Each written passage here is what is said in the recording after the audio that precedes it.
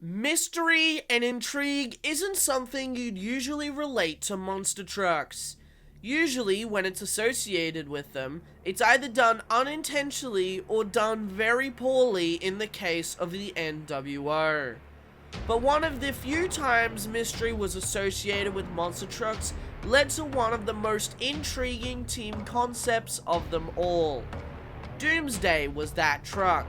And for 2 years, the truck had an unforgettable mystique surrounding it that made it really interesting and quickly became a crowd favorite.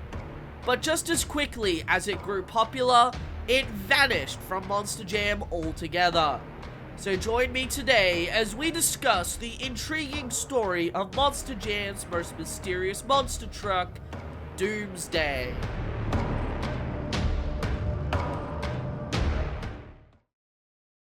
Before we explain the story of Monster Jam's most mysterious truck, first I wanted to do something a little different. Throughout the video, I'm going to ask who you think drove the truck at which event. So, we're not going to reveal who drove the truck at that event until the very end. With that being said, let's get started with the video. First, let's give some context behind the truck. The truck shares the same body mold as the New Earth Authority, or better known to the fans as the NEA Police, or NEA for short. The only differences being that Doomsday doesn't have a globe side and front clip inserts, and the front clip insert for Doomsday is a different design altogether. Some like to imagine that the two are enemies since they are so similar, and since one represents global peace and the other represents mass destruction. The gimmick of the truck is also an important part in understanding why this truck stood out amongst others. Essentially, the truck for the first part of its life started out as just an encore truck. The driver was anonymous and always involved hiding the identity of the driver, going as far to cover the truck and escape vehicle, as I like to call it, with the tarp to make sure no one saw the identity. The truck also never ran a sponsor plate, really adding depth and mystery to this already strange and intriguing truck.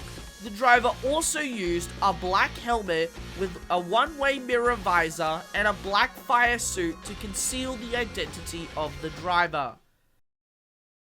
Our story starts in Houston, Texas in 2014, where the truck made its debut as an encore. For this show only, the truck used the song Unstoppable by E.S. Posthumus as its theme. The video played on the Jumbotrons was footage from various movies showing an apocalyptic Earth and showing the Earth in disarray. The truck was ran on a CRD chassis for the 2014 season.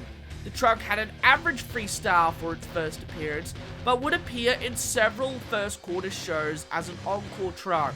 It would then appear in Atlanta, St. Louis, Orlando, Syracuse, Detroit, Jacksonville, Tampa, and Oklahoma City for the first quarter. By these events, the truck had traded the original theme by Posthumus for stock air raid siren effects to fit the truck more.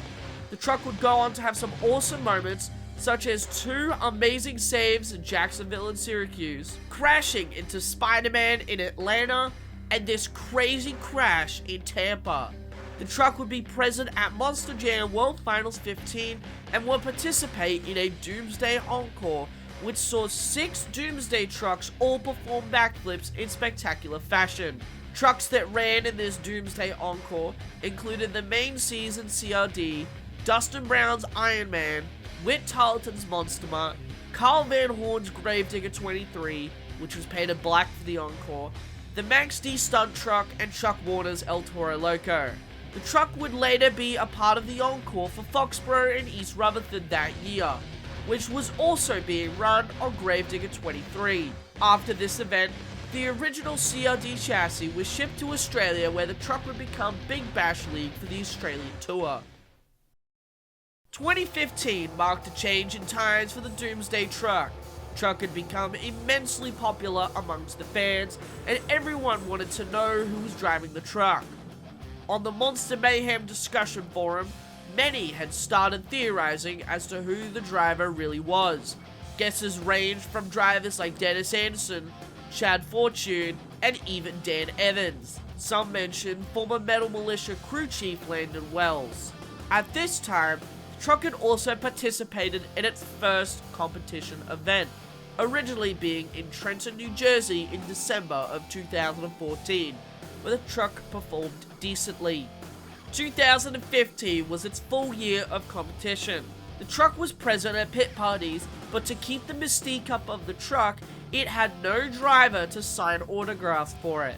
The truck did some events throughout the season, most notably winning an obstacle course and racing competition in Council Bluffs and racing in Tacoma, and competed in various arena and stadium shows in 2015. It's also important to mention that the truck received a new chassis, that being a Cohen. The truck was invited to compete at its first ever Monster Jam World Finals in 2015. Ironically, the main season chassis was used for the enemy of Doomsday, NEA Police, which was driven by Colt Stevens, who competed in that year's Young Gun Shootout. In round 1, Doomsday defeated Candace Jolly and Monster Mutt Dalmatian, and in round 2, they came so close to defeating Tom Benson Max D, but were narrowly defeated by the slimmest of margins. In freestyle, the team would finish dead last after flipping over after its second hit. The truck would then go on to compete in numerous other events, most notably in Santa Clara in April and the Path of Destruction Tour. The truck would qualify fastest in Foxborough, however lose in round 1 due to mechanical issues. In saying that, he would finish amongst the top 8 in freestyle in Santa Clara and Foxborough that year. For the tour, it would be run on a PEI chassis that was owned by an independent team, which we will reveal later when we recap the drivers later on. Leading into the 2016 season, some people had started to put the pieces together of the true identity of the Doomsday driver. Monster Mayhem member SH1 wrote the following on July 28th of 2015. Okay, so my previous posts were uninformed. Apparently, it was a running joke with Todd LeDuc, Balhan, and others at Feld that Landon Wells was the Doomsday driver. He is not. It has definitely switched around depending on the show. You can tell if you observe the driving style. During some of the regular season, I've heard multiple people bring up Colt Stevens' name, which could make sense because he was part of the Young Gun Shootout. He's never officially driven except for one event in Australia, so I doubt Feld would waste a spot in the Young Guns unless he further proved himself. Forum members continued to discuss who was driving at these events and had started to form pretty concrete evidence that who was driving the truck. Little did they know that they would get their answer soon. In 2016, the truck continued to compete regularly throughout the season. The chassis it ran on was still a Cohen. The truck continued to have some success in the season, finishing second in freestyle in El Paso and San Diego, as well as losing in the championship race in San Diego and San Antonio, and most notably winning racing in New Orleans. The truck was yet again invited back to compete at the World Finals and presumably competed on its regular chassis, as it was not used for any other truck unlike the previous year. Unfortunately, Doomsday would lose round 1 to Byron Misawa in Zombie and finish 28th in freestyle. Doomsday would go on to compete in a handful of post-World Final shows, most notably in Chattanooga, where the team would win Donuts on Friday night, and in Huntsville, where they would win freestyle on Friday night. The fourth quarter of 2016 proved to be the most interesting time for Doomsday besides its first appearance in 2014. In the team's second to last ever event at the October Glendale show, Doomsday won wheelies and freestyle. What was more interesting was what occurred at Doomsday's final ever event, that being at the December St. Louis show. In racing, Doomsday lost first round to Adam Anderson in Gravedigger, and in freestyle, Doomsday finished third in freestyle with a really nice run, What made this event stand out is that its last freestyle run was streamed to Facebook Live from the Dome at America Center, and promised that the driver of Doomsday was to be revealed. So, after the truck had failed the backflip, the fans finally got an answer to who was this mysterious Doomsday driver.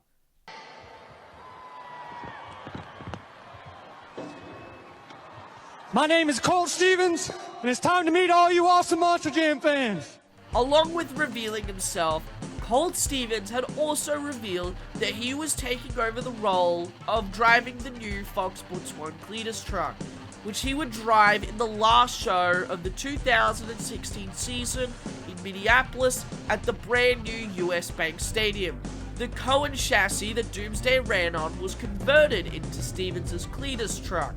After St. Louis, the truck has been retired and has not been seen in any physical form other than a 2017 interview with Dustin Brown. The truck has still remained to be present in the form of merchandise and video game appearances even after its retirement. The truck was made as 1/64 scale Hot Wheels diecasts in 2015, 2016, 2017, and 2018. As well as 1/24 scale diecasts, also by Hot Wheels, in 2015, 2016, 2017, and 2018. It was also supposed to be featured in Spin Master's 2019 diecast line, but was cancelled for unknown reasons. In 2019, the truck was part of the Monster Jam video game Monster Jam Steel Titans as a playable truck, and is also playable in the sequel Monster Jam Steel Titans 2 that released in March of 2021. The most interesting development for Doomsday was the finding of a very interesting concept art of a redesigned Doomsday. These renders were done by Nicholas Narchevsky and has worked on many renders for Monster Jam over the years, including the original and redesigned NEA Police, amongst other cool concepts. This Doomsday was most likely nothing more than concept art, and considering how intricate the design is, I doubt that this design will ever see the light of day. It's a pretty awesome looking design though. So, now you know the story of Doomsday, but let's see if you guess the drivers. Here's the list of who drove the truck at what show. In Houston 2014, it was driven by Tom Mance. In Atlanta 2014, it was driven by Neil Elliott, who also drove it in the World Finals Encore. In St. Louis 2014, it was driven by Carl Van Horn. CVH also drove it in the World Finals Encore and the 2014 Path of Destruction Encores. In Oklahoma City 2014, it was driven by Mark McDonald. In Orlando 2014, it was driven by Ryan Anderson. In Tampa 2014, Adam Anderson drove the truck. Jacksonville 2014's driver is unconfirmed, but the current theory is David Bradshaw. In both Detroit and Syracuse, John Zimmer drove the truck. The other World Finals Encore drivers included Chuck Warner, Dustin Brown, and John Seesock. At World Finals 16 and 17, Pablo Halfbaker drove the truck in the main show. In Tampa 2016, Brandon Vincent drove the truck. For the Path of Destruction tour in 2015, Steven Sims Jr. drove the truck on his hooked chassis. And finally, Colt Stevens drove the truck for most of the 2015 and 2016 season, including its final show in St. Louis. The only show that we don't know who drove the truck at is Anaheim 2014, but the working theory as of currently is Frank Krimmel. Let me know how many drivers you got right in the comments below, as now we conclude this episode with some final thoughts. Doomsday was a unique truck. Its mystique helped build up a fan base. It got people talking and theorizing. People made game theory styled theories trying to figure out who drove the truck. The people running the show went through such great lengths to keep the mystery and intrigue up. and I loved it. While technically only ever seeing the chassis it ran on as the identity it ran was Big Bash League, I love the truck and the mystery behind it so much. And many others do too. Many fans have really wanted to see the truck make a comeback, even more so than its heroic counterpart NEA. Just as quickly as it came to competition, it just as quickly went away. And that's what made Doomsday so intriguing. Who was driving it? Was it going to be your show? And would it perform to a high level?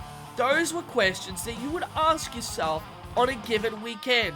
And to this day, I've never seen a truck in such a short lifespan gain a cult following like Doomsday once had.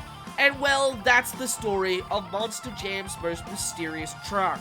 Thank you everyone so much for watching, and I'll see you all soon with some more Monster Truck content.